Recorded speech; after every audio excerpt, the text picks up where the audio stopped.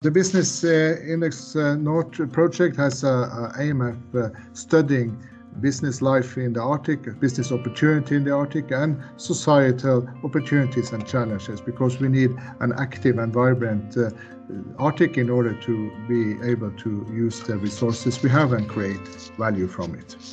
I would like to start just this presentation now with telling you a little about the partnership. The partnership is run from the business school at the Nord University here in Bodø, with partners at Aulo, in Luleå University, in the Hydrometeorological University in Russia, mostly in St. Petersburg and Moscow, the Knowledge Park here in Bodø, and in a while we will have an even larger partnership for the upcoming BIN work, which will be extended. We also have strategic partner in the Arctic Economic Council, in our own Center for High North Logistics, in the MGIMO University in Moscow, Aquaplan Niva in Tromsø, who does a lot of planning work for the Arctic, in the Ship Owners Association of Norway, and in the Forum for Maritime Organizations in the north as well. And a huge and warm thank to the sponsors funding us, which is the Norwegian Ministry of Foreign Affairs and the County Council's Research Foundation for the County Council of Norland and Troms Finnmark, the two counties, and one of the regional saving banks who have contributed full-heartedly to this project. So, first of all, I would like to share with you what the BIN area is. It is currently the area from Nordland County in the west of part in the north of Norway to Jamalo-Nenets in the east in Russia. We are continuously now working to expand the BIN area, and the first expandment will be towards Iceland, Greenland, and Canadian areas, and Alaska, and then we will also continue towards the east in Russia. So in the end we will meet and have a circumpolar Business Index North scope. Area, we have been hit very hard by COVID-19. As you see, we have in total in the circumpolar area had almost 500,000 cases of illness, and 9,256 was by yesterday reported dead from the disease. Compared to national levels, this is somewhat lower, but not very much lower, and it's an enormous difference in the incidence or the density of sickness across countries. For example, the comparison between Sweden and north of Norway is about 10 times more illness in Sweden than in the north of Norway. So the COVID-19 has had a profound influence on people's life, and it has also influenced businesses heavily, especially the tourism and hospitality industry of the Arctic has been severely hit. We also see a lot of services who produce services where you meet people have been severely hit, and also mobility has been reduced for very many people with great unease for many. But if you look to the small figure to the side of the under the numbers for cases and deaths, you will see that the curve for the increase in cases are diminishing in its growth rate. So there is some positive signs coming to the COVID situation in the Arctic. We have also observed a tremendous increase in the unemployment rate, and it is different between the countries, but it ranges from as low as 0.6% increase in Sweden to 3.5% in Finland, in the increase in the unemployment. So Finland has had the highest unemployment rate before COVID and are still in the lead with a level of about an average of 13% in the Arctic, which is quite high. Russia is on average on an average of about 8%, Sweden about 3.5%, and Norway about 4%. But if you go behind these percentages, there are 225 workers unemployed in the Arctic, in the Barents Arctic, and of those there has been an increase in of 52,000. So the number was well below 200,000 before the COVID. Now it is 52,000 people more just in a year who is unemployed in the Arctic. So COVID-19 has been a hard hit for the Arctic. If you just to have a very confusing figure now, but as you see, throughout the year, throughout the months, there was an enormous lockdown effect in the months of March, April, May, and June, and towards the summer. Then better and throughout and then a slight increase in the autumn, but we are still now having heavy influence in the unemployment situation, and many companies who have been able to survive now, the longer it lasts, the more at risk they are. So we fear for many of our tourism industry companies. So a little about the economy in the Barents. Many of you don't have a good picture of the size of it, but we see it is about 138 billion euro value creation going on in the Arctic. Of those, then we include the land-based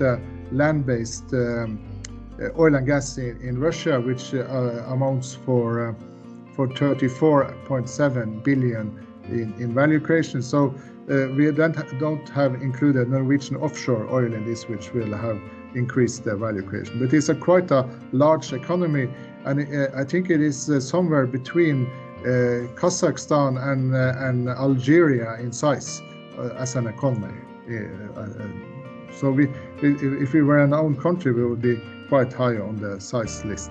We are also about 5.2 million people, the majority living in the Russian Barents area, but also the Scandinavian countries have equal with Finnish population as the highest in the Arctic per se.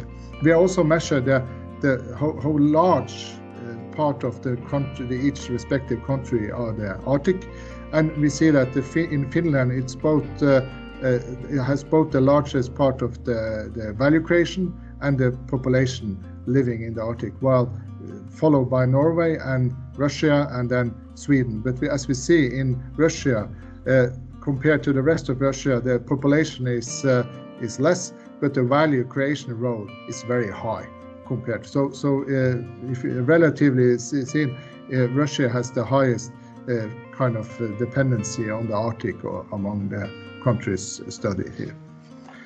As you see, there is quite a high activity in many areas, and we also see that we have a very important role for the economies, all the Arctic areas. So this is not a place without economic activity. If we move on, something which is much more interesting is what happens in terms of dynamics and change. And here we have studied the change in population and the change in value creation across, compared to the countries each northern part is part of. As we see, a common denominator is that the change in population is much less positive in the Arctic than in the rest of the home countries of the different regions. But we also see that the growth in business or in value creation is higher in the Arctic than in the countries. It means that there are more economic value being created in the Arctic and the growth than before, and the growth is faster than in the countries, and especially Russia, where you have an enormous energy extraction activity growth. You see how tremendously fast it grows, with 2.5 times the national level of activity. It's as we see, the bin areas it's only the Swedish areas who are lagging a little behind in Scandinavian areas. What we see that what will happen in a time is that we have less people and more business, and at some point this will be a tipping point where we will have problem with staffing and with finding workers, and for very many areas this will be the truth. So we have also mapped the contributors and the change in the employment market, and this is also the change speed in the work market. And as you see, into the lower part of the figure are the bin areas, And as you see, all the bin areas have quite moderate growth speed in their employment, and in Russia it's altogether negative. So you lose jobs, and you lose job in industries in the north of Finland. While in Sweden and Norway you have a positive job creation, but not at the same level as the respective countries. But more interesting is the change in value creation, the contributor to new value. And we see, if you look to the lowest figure, it's in Russia you have reduction or stable value creation in services and in the public sector, but you have a tremendous growth in the industrial or the extraction of minerals, and especially of oil and gas. If you look to Norway, you also have an industrial increase in value creation, and less in services and in public care services, as we see. And Sweden is even lower, and Finland has the lowest annual change in value creation. But we see that in total, both Norwegian and Russia is in front of their respective home countries, while Finland and Sweden is just lagging just behind their respective countries in the speed of value creation growth. So, as we see, we are having very different influences. We see that industrial production is much more actively growing in the Arctic than in many other places of the economies. The product of this is that people living in the Arctic have a very different living conditions and situation. Of people in the Arctic, 51% are now living in 51.7 are living in communities who has what we call a resilience. They have a stable and growing number of babies, which is higher than the number of people dying, and they also have a net in-migration. It's attractive to people to move there. And this is mostly the larger cities and communities and the region around these cities who constitute this group. And then we have about 20% of the community or the population lives in communities who have either high in-migration and few births, or many births and little in-migration, but you have a positive and weak positive development in their number of people. And then we have a large number of communities, about just over a quarter, who has both declining number of children and declining number of people, and net out migration, which is not very sustainable in the long run, and creates challenges for changing and for reconfiguring the societies in an efficient way.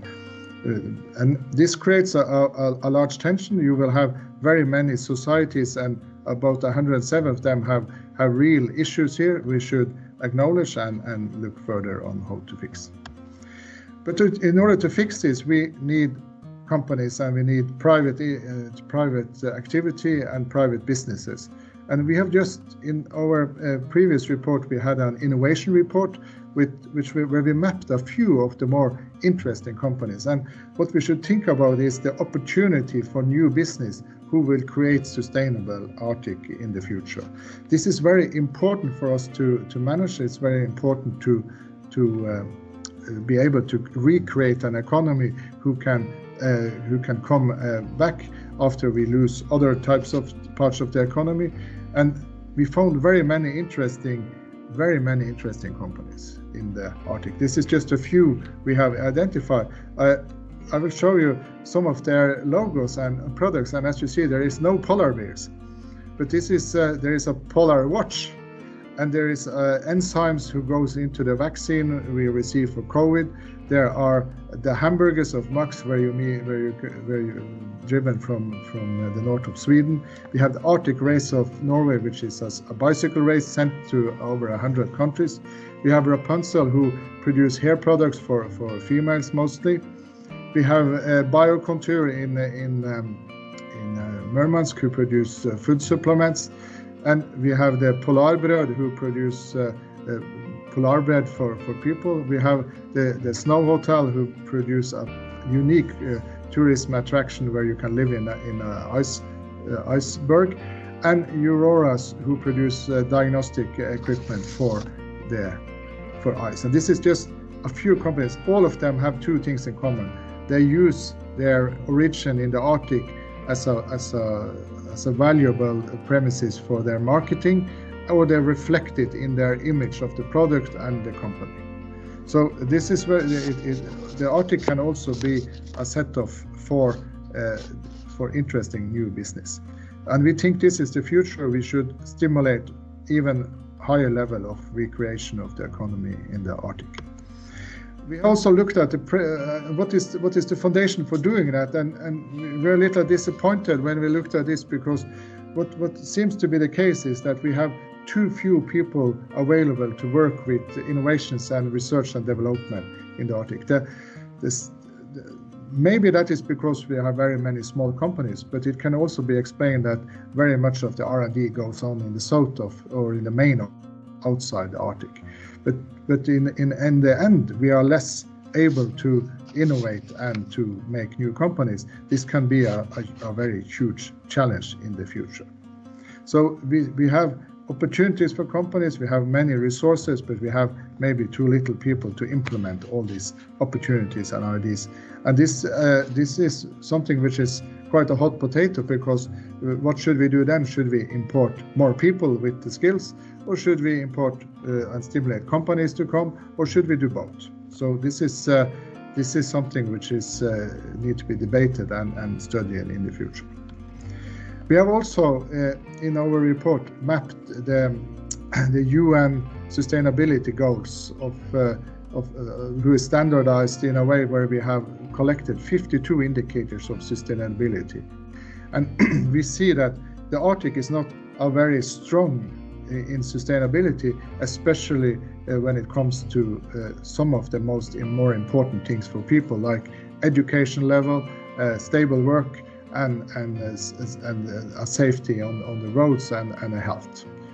And what we see is that this varies between the different regions, and especially in north of Sweden, we have a better balance than compared to, for example, northwest Russia or north of Norway, where you have less stability and for people. So sustainability in the long run, maybe it has something with attractivity of the place and how we are rigged as societies and development there. So one of the consequences are that we both have to work with resilience, we have to work with sustainability as well. And not only in the climate question, but how are we living here going to live better, and how are people going to be attracted to come to the Arctic. So we have a few conclusions from the work so far. We will discuss this on Thursday in a panel discussion about resilience. But what we see, there is a huge potential for private sector, both in many industries. But so far it has created less work, or without so many people involved as we would like. This have to change in the future. And this is something which is really a difficult mathematics to do, but we should find better solutions to create more work and better work for our workforce in the Arctic. There is also a widening gap between cities and rural areas development. We see much less positive development in the more rural areas than in the cities. This should also be discussed and develop what can we do for easing this gap. We also see that there is a lowering part of the country, of the population able to work, especially in the Nordic part. But we see this less in Russia, since the living age is less. But we see that more people will be pensioners and less people will be in the working force. And this will also make it more important what we invest the workforce in. There's also a lack of workplaces for those with higher education or specific qualifications, and there's also quite some lack of easier level jobs, entry level jobs for young people at the same time. But the major difference is in the lack of advanced workplaces. There is also a low share of knowledge-based economy, and we also see that some local knowledge are not being used very to its fullest extent. And that can, for example, be in in the radio herding industry, where the models can be expanded greatly, and we also see that in some other traditional industries where where international access is easier now than before and can be low. So now I will just thank you for attending. We will have a discussion with important people knowing a lot of this on Thursday at 10. And please join us in the conference. And if any questions, we will receive them now. So please ask, and thank you very much for attending.